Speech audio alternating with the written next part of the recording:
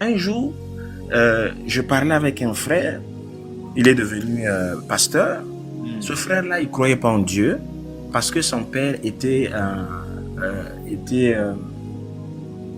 comment on appelle, il était magicien, rosicrucien. Il croyait aux choses un peu astrales, les choses bizarres là.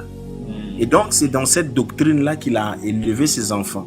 Du coup, son fils, un homme intellectuel, quand je lui parlais du Seigneur, lui, il était toujours dans la philosophie, il était un peu cartésien là, un peu trop philosophe et tout ça là. Mais moi, je ne savais pas, à chaque fois qu'il venait me rendre visite, que je lui parlais du Seigneur, que je le rencontrais en chemin, je lui parlais du Seigneur, je ne savais pas que je mettais une sémence en lui. Bien aimé, je vais dire quelque chose ici, c'est que chaque parole que tu libères, une sémence que tu libères dans la vie de quelqu'un. Amen. C'est pourquoi on doit faire très attention à ce qu'on écoute. On peut écouter n'importe quoi par erreur. Allô ma soeur, il y a quelqu'un qui écrit allô les bien-aimés. Allô Ouais, ma soeur. je la connais. Vous voyez, donc chaque parole que nous libérons vient en forme de sémence. Donc moi, quand j'exhortais ce frère, même s'il n'écoutait pas, il disait écoute, laisse ça là, je ne savais pas que j'étais en train de libérer une sémence en lui. Et cette sémence-là commençait à mûrir au fur et à mesure, à prendre de l'espace dans son cœur. Un bon jour, il décide d'aller à l'église par lui-même. Il veut aller à l'église, il va dans une église et il arrive là-bas, on prêche la repentance, on prêche le retour de Jésus, on prêche la consécration, on prêche naître de Dieu. Toutes ces choses-là, il est parti une fois, deux fois, trois fois. Après un bon jour, ça fait en fait des années sont passées. Il me contacte par des réseaux sociaux comme ça. Il m'envoie ses photos et les vidéos en train de se faire baptiser. J'étais, comme on dit en bon français, subjugué. J'étais dépassé. Je dis, mon Dieu. Il dit, et qu'est-ce qu'il me dira? Tu as vu ce que tu as fait? J'ai dit, mais moi, qu'est-ce que j'ai fait? Non, regarde ce que tu as fait. J'ai dit, non. Moi, je suis un homme. C'est Dieu qui fait. Il dit, oui, je comprends. Il dit, oui, je comprends. Mais souviens-toi, tu me parlais tout le temps de Jésus, tout le temps. Et puis un bon jour, c'était tellement fort en moi, j'ai commencé à partir à l'église. Et c'est à partir de là que voilà ce que je suis devenu. Et après plusieurs années après, il m'envoie d'autres vidéos. Je pense au moins 6 ans après ou 5 ans, pendant qu'on le consacrait, il est devenu serviteur de Dieu. Il évangélise dans les rues, dans des centres commerciaux.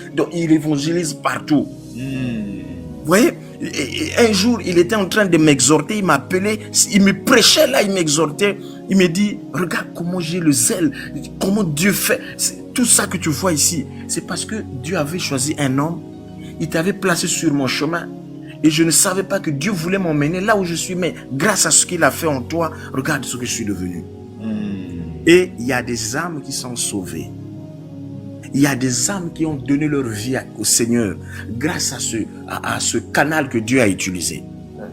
Et ça montre que lorsque tu parles du Seigneur à quelqu'un, même si cette personne ne s'est pas repentie aujourd'hui, demande à la personne, est-ce que je peux prier pour toi? Si la personne te permet de prier, c'est l'occasion pour toi de profiter. Prie pour cette personne. Amen. Parce que quand tu le fais, tu ne sais pas quelle est la pierre que tu es en train de casser dans son cœur. Il y a peut-être une pierre qui est dans son cœur, qui repousse. Vous savez, vous connaissez la forteresse. Une forteresse, c'est comme, vous voyez comme le dôme de fer qui est en Israël là. Quand on tire comme ça, boum, boum, boum, ça retourne, boum, boum, boum.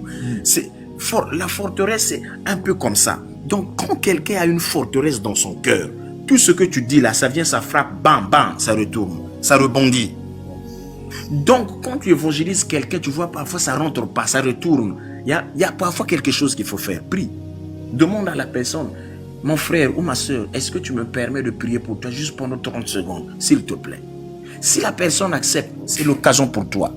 Amen. Dis, Seigneur, j'ai libéré ta parole. Tu as dit ta parole est vie et vérité. Tu ne mens pas. Alors je prie pour ce frère. Seigneur, brise la pierre qui est dans son cœur. Donne-lui un cœur de chair pour que ta parole trouve place en lui. Oh bien-aimé, je crois que cette même personne-là, en partant chez elle, elle est partie avec une sémence. Cette sémence va commencer à grandir en elle. Cette sémence va commencer à prendre de la place en elle.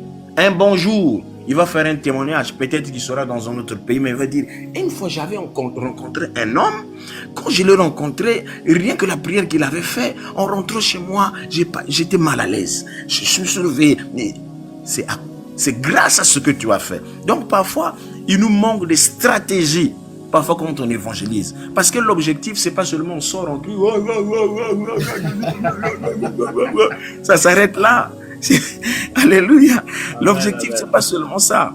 L'objectif, c'est aussi que lorsque quelqu'un s'approche de toi, comment toi, quelle est la stratégie que le Saint-Esprit peut te donner pour que cette personne rentre chez elle avec une sémence. J'aime l'histoire des deux hommes dans la Bible. Le verset m'échappe. Moi, je voulais parler de Paul, non, de Pierre et André. C'est André qui a conduit Pierre à Jésus. Amen. Voilà. On ne parle pas d'André. Après, on ne parle pas beaucoup d'André. Mais c'est André qui a mené Pierre à Jésus. Dans Jean, quand on lit dans Jean, il dit on a trouvé celui que les prophètes ont prophétisé, que Moïse a écrit, Jésus de Nazareth.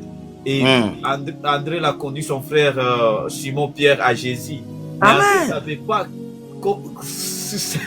le plan de Dieu dans la vie de Pierre. Alléluia. Alléluia. C'est vraiment ça justement qui se passe. Donc il y a toujours un point, quelqu'un que Dieu utilise parce que Dieu utilise les hommes. Exactement. Dieu nous a créés pour nous utiliser. Il va toucher un homme pour le ramener à lui. Il va toucher un homme pour aller saisir un autre homme. Il va toucher un homme pour faire... Dieu utilise des hommes. Utilise des hommes. Dieu passe par les hommes.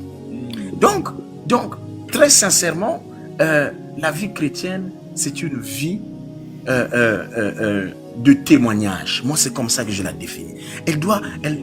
Si ta vie chrétienne n'a pas de témoignage, il y a un problème quelque part. Il faut t'examiner, va regarder, fais une introspection. Regarde qu'est-ce qui se passe quelque part. Il y a quelque chose qui manque.